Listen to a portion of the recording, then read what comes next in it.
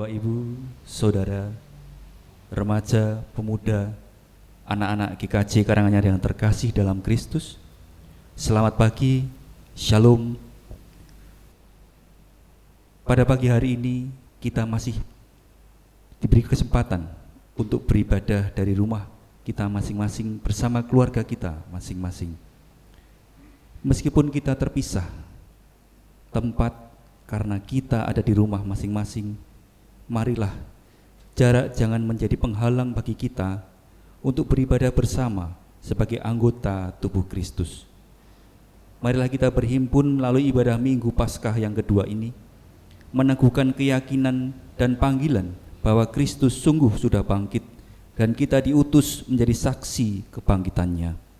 Kita bangkit berdiri, katakanlah kepada kiri kananmu, Kristus sudah bangkit. Sekarang bersukacitalah dalam nyanyian karena Kristus sungguh sudah bangkit.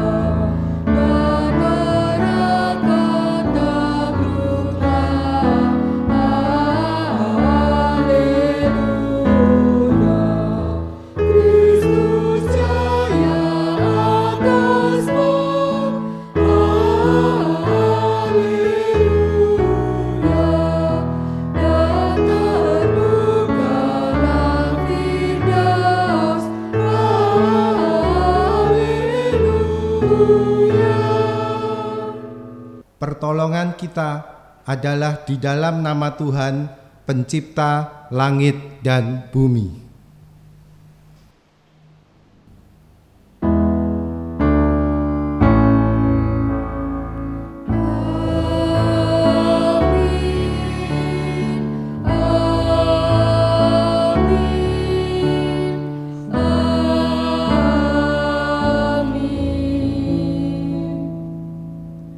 Damai sejahtera Allah menyertai saudara sekalian.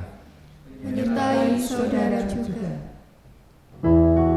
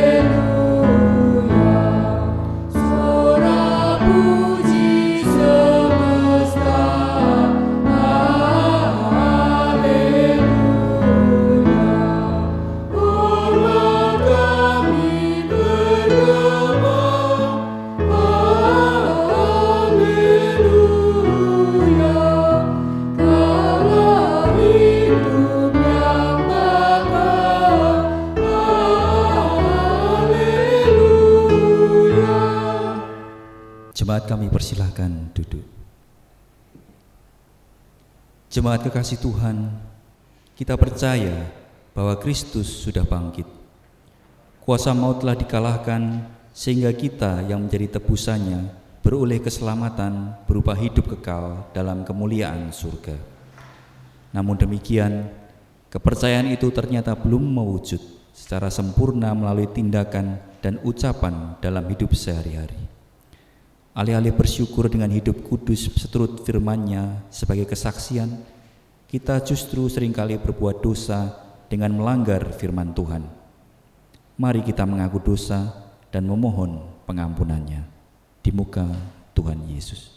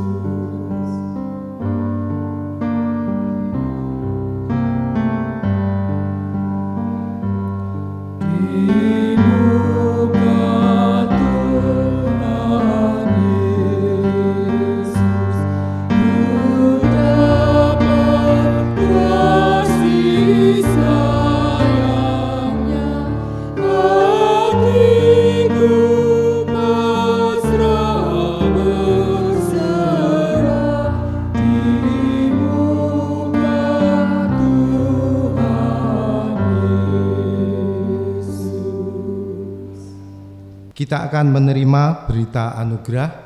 Kami mohon jemaat untuk bangkit berdiri. Kasih sayang Tuhan Yesus dinyatakan kepada setiap orang yang insaf akan dosa dan kesalahannya. Oleh karena itu, mendengar seru permohonan kita, Tuhan Yesus bersabda, "Akulah jalan dan kebenaran dan hidup. Tidak ada seorang pun yang datang kepada Bapa kalau tidak melalui Aku." Yohanes 14 ayat 6. Demikianlah anugerah Tuhan. Haleluya, segala kemuliaan bagi Tuhan.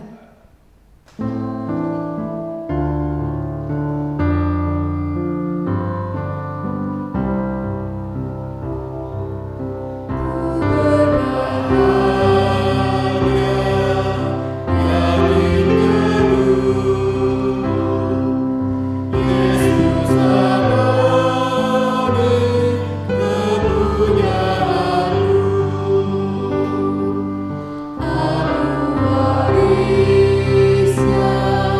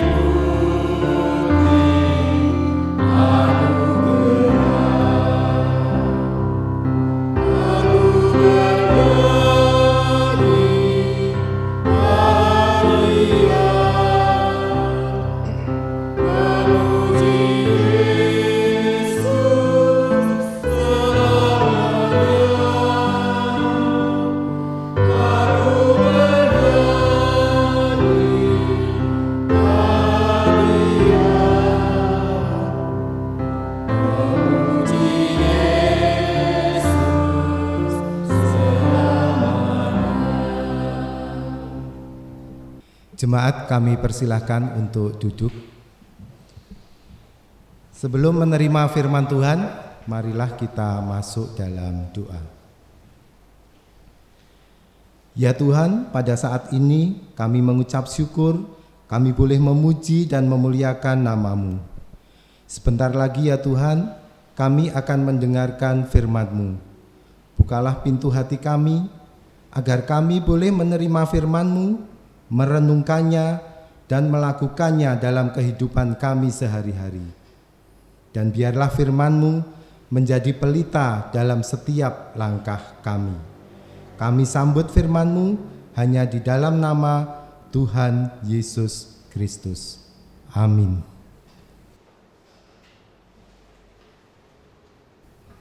Pada saat ini kita akan menerima firman Tuhan. Kita membaca firman Tuhan dari Yohanes 20 ayat 29 sampai 31. Kata Yesus kepadanya, "Karena engkau telah melihat aku, maka engkau percaya. Berbahagialah mereka yang tidak melihat namun percaya." Memang masih banyak tanda lain yang dibuat oleh Yesus di depan mata murid-muridnya yang tidak tercatat dalam kitab ini. Tetapi semua yang tercantum di sini telah dicatat, supaya kamu percaya bahwa Yesuslah Mesias, Anak Allah, dan supaya kamu oleh imanmu memperoleh hidup dalam namanya. Demikianlah pembacaan firman Tuhan. Yang berbahagia adalah mereka yang mendengarkan dengan setia, percaya, dan melakukannya dalam hidup setiap hari. Haleluya.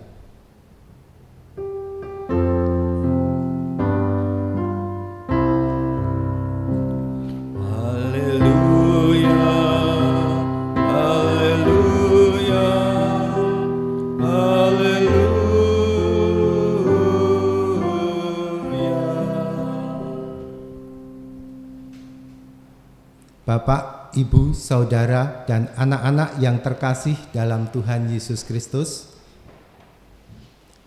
saat ini ada sebagian orang yang berpendapat what you see, what you get, yaitu lihat dahulu baru percaya. Jadi orang hanya percaya pada hal-hal yang dilihat. Pendapat seperti ini tidak selalu salah. Terkadang ada benarnya juga. Misalkan kita akan membeli suatu barang. Tentunya kita akan percaya kalau sudah melihat barang tersebut. Seperti saat ini, di mana masker amat sangat langka dan harganya luar biasa mahalnya. Banyak penjualan masker yang berkedok penipuan. Uang sudah ditransfer tetapi ternyata barang tidak dikirim. Atau kadang-kadang sudah transfer, masker dikirim, ternyata masker bekas. Contoh lain, kalau kita sebagai seorang atasan, maka kita akan percaya bahwa pekerjaan bawahan kita itu baik kalau kita sudah melihat hasil pekerjaan bawahan kita itu. Kalau kita sudah melihat pekerjaan bawahan kita baru percaya ternyata pekerjaan bawahan kita baik. Atau saya misalkan sebagai seorang dokter tentunya akan memberikan obat setelah memeriksa dan melihat hasil pemeriksaan penunjang. Tentunya ini beda dengan dukun yang dari jarak jauh sudah tahu penyakitnya apa. Walaupun belum tentu benar penyakit dan obatnya. Kendati demikian, kita harus menyadari bahwa pendapat lihat dahulu baru percaya tidak dapat diterapkan dalam segala hal. Ada saatnya kita harus percaya walaupun kita tidak melihat. Seperti saat ini, baru muncul pandemi COVID-19. Virus corona menjadi wabah atau kejadian luar biasa. diawali dari Wuhan dan saat ini sudah ada di Indonesia, bahkan sudah diumumkan ada di Karanganyar, dan saat ini kalau kita melihat web resmi Kabupaten Karanganyar ada 3 yang sudah positif. Sehingga Kabupaten Karanganyar saat ini sudah zona merah atau dinyatakan KLB. Saya menyaksikan sendiri proses seorang pasien yang positif virus corona. Biasanya dimulai dari perjalanan ke daerah zona merah atau ke daerah terjangkit atau kontak erat dengan penderita. Kemudian dalam waktu tenggang sampai 14 hari akan muncul keluhan-keluhan demam, batuk pilek, nyeri tenggorokan, dan sesak napas. Walaupun virus corona positif juga bisa tanpa gejala, tergantung daya tahan manusianya. Dan ketika sampai di rumah sakit, kita akan melakukan pemeriksaan pada pasien tersebut, kemudian diperiksa labnya, biasanya ada leukopeni, diperiksa ronsennya, biasanya ada infiltrat pneumonia, kemudian akan dilakukan swab PCR.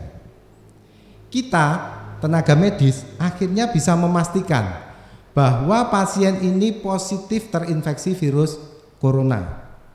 Tetapi, apakah kita bisa melihat virus corona ini? Tidak. Virus ini terlalu kecil ukurannya untuk dilihat dengan mata telanjang. Tetapi kami, para tenaga medis, percaya dan punya keyakinan bahwa virus corona ini ada di tubuh si pasien dan menginfeksi pasien. Walaupun kami tidak melihat virus corona ini. Dan seperti inilah juga iman kekristenan kita. Iman adalah kepercayaan atau keyakinan, bukti dari segala sesuatu yang tidak kita lihat. Dalam kehidupan beriman, ada juga sebagian orang yang selalu minta bukti. Kalau tidak melihat fakta yang kasat mata atau bukti yang masuk akal, mereka tidak percaya. Dan Thomas salah satu orang yang seperti itu. Ia tidak hadir pada saat Tuhan Yesus menampakkan diri kepada teman-temannya, dan ketika teman-temannya memberitahukan kepadanya bahwa mereka melihat Tuhan Yesus yang telah bangkit, bagaimana respon Thomas? Bukannya percaya dan bersukacita, melainkan dia justru mengatakan, sebelum aku melihat bekas paku pada tangannya, dan sebelum aku mencucukkan jariku ke dalam bekas paku itu, dan mencucukkan tanganku ke dalam lambungnya, sekali-kali aku tidak akan percaya. Mengapa Thomas tidak percaya bahwa Tuhan Yesus sudah bangkit? Mengapa ia mengatakan bahwa kalau ia belum melihat bekas paku pada tangannya, belum menaruh jarinya pada bekas-bekas luka paku itu, dan belum menaruh tangannya pada lambungnya, sekali-kali ia tidak mau percaya? Paling tidak ada 2 alasan mengapa Thomas dapat bersikap dan berkata seperti itu. Pertama, ia tidak mempunyai pengharapan. Pengharapannya telah lenyap ketika melihat Tuhan Yesus ditangkap, disalibkan, dan mati. Melihat kenyataan tersebut, Thomas menjadi sedih, kecewa, dan putus asa. Ia tidak lagi memiliki pengharapan di dalam dia. Karena tidak ada pengharapan, ia pun tidak mengira dan tidak percaya bahwa Yesus akan bangkit dari kematian. Kedua, Thomas hanya berpusat pada diri sendiri, bukan kepada Tuhan. Ia lebih mengandalkan mata dan tangannya, tetapi tidak membuka telinga dan hatinya kepada berita kebangkitan Tuhan Yesus. Pengamatan dan pemikirannya yang ia utamakan, bukan firman Tuhan. Itu sebabnya ketika teman-temannya memberitahukan tentang Yesus yang telah bangkit, ia tidak mau percaya. Dan bukankah pada saat ini banyak juga orang yang seperti Thomas, tidak punya pengharapan, mengabaikan firman Tuhan, dan hanya berpusat pada dirinya sendiri. Pengamatan dan pemikirannya sendirilah yang mereka utamakan, bukan firman Tuhan. Untuk dapat percaya, mereka minta bukti yang konkret. Puji Tuhan, Tuhan Yesus tidak pernah mengabaikan orang yang tidak percaya seperti Thomas. Seminggu kemudian, pengikut-pengikut Yesus berkumpul lagi di tempat itu dan Thomas juga hadir. Lalu Tuhan Yesus berkata, "Salam sejahtera bagimu." Kemudian secara khusus ia berkata kepada Thomas, "Taruhlah jarimu di sini dan lihatlah tanganku. Ulurkanlah tanganmu dan cucukkan ke dalam lambungku, dan janganlah engkau tidak percaya lagi, melainkan percayalah." Dari peristiwa ini kita dapat melihat kepedulian Tuhan Yesus. Ia peduli kepada Thomas si peragu dan datang untuk meneguhkan imannya. Demikian juga ia mengerti kelemahan kita dan mau menguatkan serta menolong kita lewat firman Tuhan yang setiap hari kita gumuli. Ia berkata kepada kita, "Janganlah engkau tidak percaya lagi, melainkan percayalah." Setelah Tuhan Yesus menampakkan diri, Thomas baru benar-benar percaya dan menyatakan pengakuan iman yang begitu mendasar, "Ya Tuhanku dan Allahku." Tetapi Tuhan Yesus berkata kepada Thomas, "Karena engkau telah melihat aku, maka engkau percaya. Berbahagialah mereka yang tidak melihat namun percaya." Saat ini pun kita di tengah keprihatinan kita yang harus melakukan social distancing, beban berat mendera kita dan juga sesama kita. Saat ini kita dianjurkan untuk WHF, work from home. Saya pun juga sama, saya juga WHF, hanya work from hospital. Banyak saudara-saudara kita yang saat ini putus asa dan lepas harapan. Mereka jatuh dalam keterpurukan, tetapi kita sebagai orang beriman harus yakin dengan kuasa Tuhan yang sanggup menolong kita. Bahkan kita harus bisa menjadi tangan Tuhan untuk menolong saudara-saudara kita yang membutuhkan. Kita harus memberikan perhatian, memberikan bantuan kepada sesama kita yang saat ini dalam keterpurukan, sesuai dengan talenta masing-masing yang kita miliki. Berbahagialah mereka yang tidak melihat namun percaya, sebab dengan percaya kepadanya itulah seseorang menerima keselamatan dan kasih karunia-Nya. Memang baik untuk bisa melihat dan percaya, tetapi lebih berbahagia orang yang tidak melihat namun percaya kepadanya. Pada saat kita hidup dalam pengharapan, memegang teguh firman Tuhan dan berpusat kepada Allah, maka kita akan senantiasa percaya kepada Yesus yang telah mati dan bangkit kembali. Memang sekarang ini kita tidak melihat Yesus secara langsung. Mungkin pula kita tidak melihat mujizat-mujizat yang dicatat di dalam Injil Yohanes. Tetapi seperti yang dikatakan Alkitab, iman timbul dari pendengaran, dan pendengaran oleh firman Kristus. Kita tidak melihat Dia dengan mata kita, tetapi kita melihat dalam iman kita. Kita berhadapan dengannya pada saat kita membaca firman Tuhan. Kita dapat menyaksikan betapa Ia hidup, apa yang dikatakannya, apa yang dilakukannya.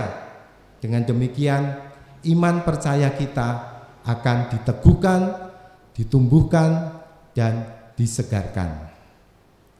Kita harus menyingkirkan segala keraguan kita, membangkitkan semangat hidup kita, serta tekad kuat kita untuk berkarya bagi kemuliaan Allah.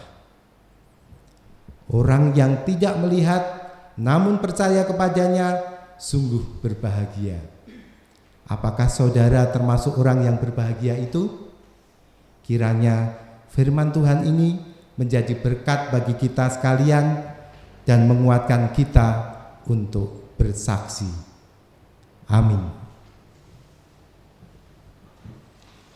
Marilah kita masuk dalam saat hening. Jemaat kami undang untuk bangkit berdiri. Marilah kita baharui iman kita dengan menyatakan pengakuan iman seturut gubahan Kidung Jemaat 280, Aku percaya.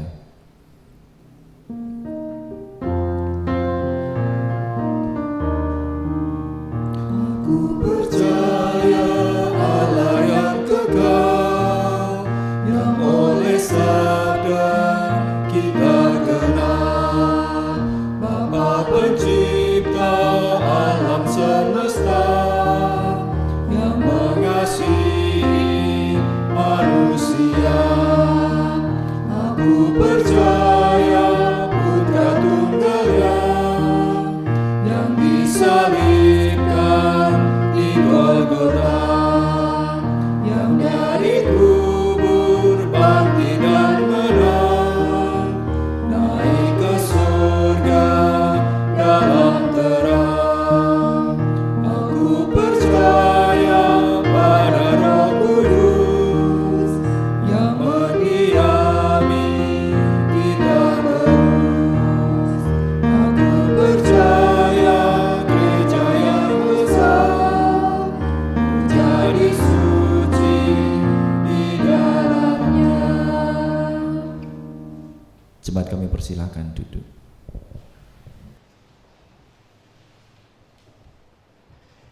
Marilah kita masuk dalam doa syafaat dan doa Bapa kami.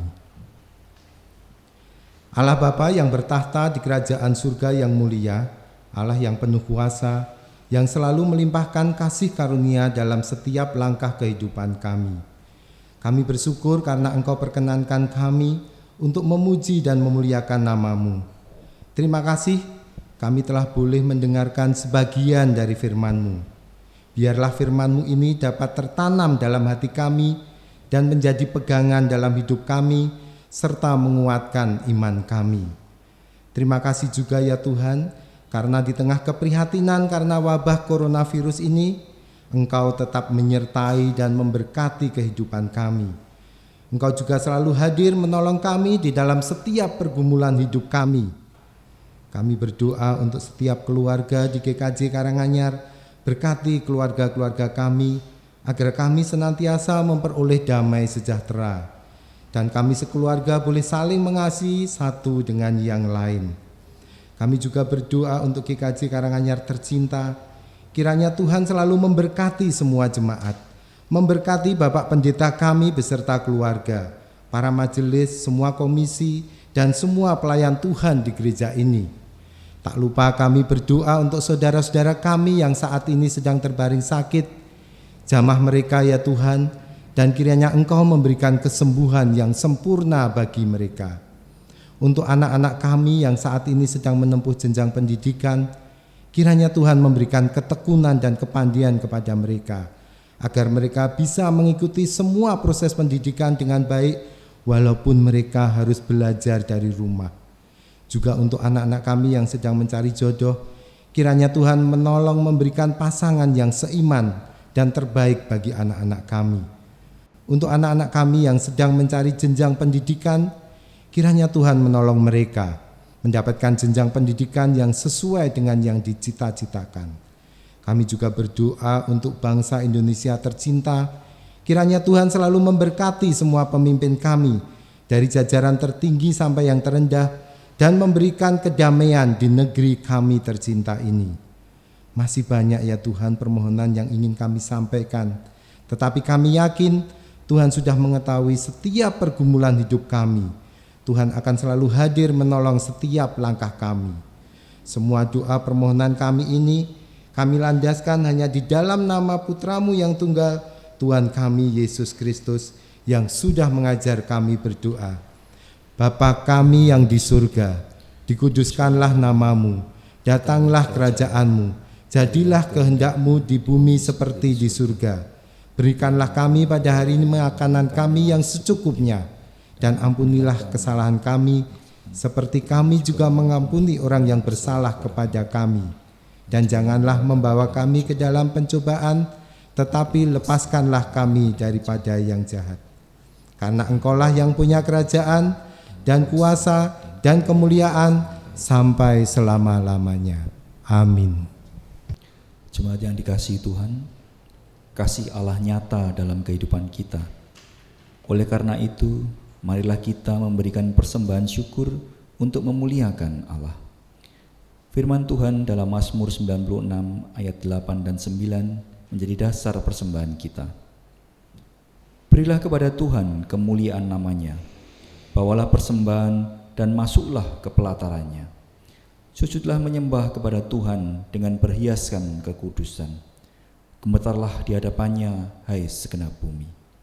Dalam memberikan persembahan, kita akan iringi dengan menyanyikan hidup kita yang benar.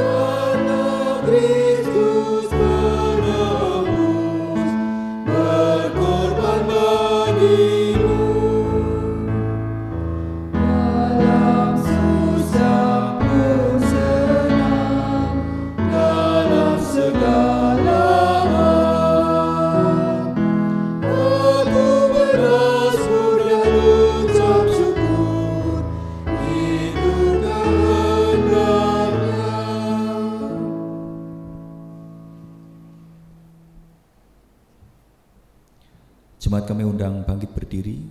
Kita akan aturkan persembahan kita di dalam doa kami hantarkan. Allah Bapa kami bersyukur atas berkat-berkat yang telah kami terima sampai dengan saat ini. Terutama di saat wabah corona ini Tuhan, kami masih boleh Engkau perkenankan untuk beribadah bersama keluarga kami masing-masing. Ya Tuhan, saat ini kami mempersembahkan sedikit dari berkat-Mu yang telah kami terima dari Engkau. Terimalah persembahan kami Tuhan, kuduskanlah agar boleh kami gunakan untuk kesempurnaan pelayanan di gereja ini. Terima kasih Tuhan, di dalam nama Tuhan kami Yesus Kristus kami telah berdoa. Amin.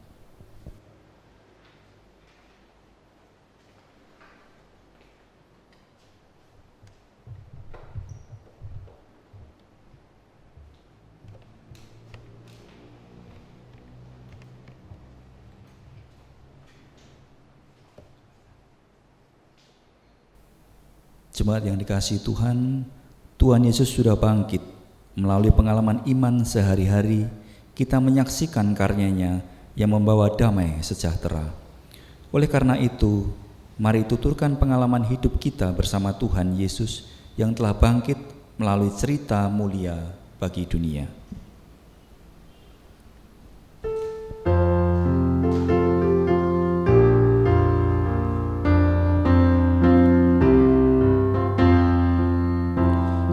Suka menuturkan cerita mulia, cerita Tuhan Yesus dan cinta kasih-Nya. Ku suka menuturkan cerita yang benar, penawar hati rindu, penghibur terbesar. Ku suka menuturkan, ku suka memasyurkan cerita Tuhan Yesus dan cinta kasih-Nya.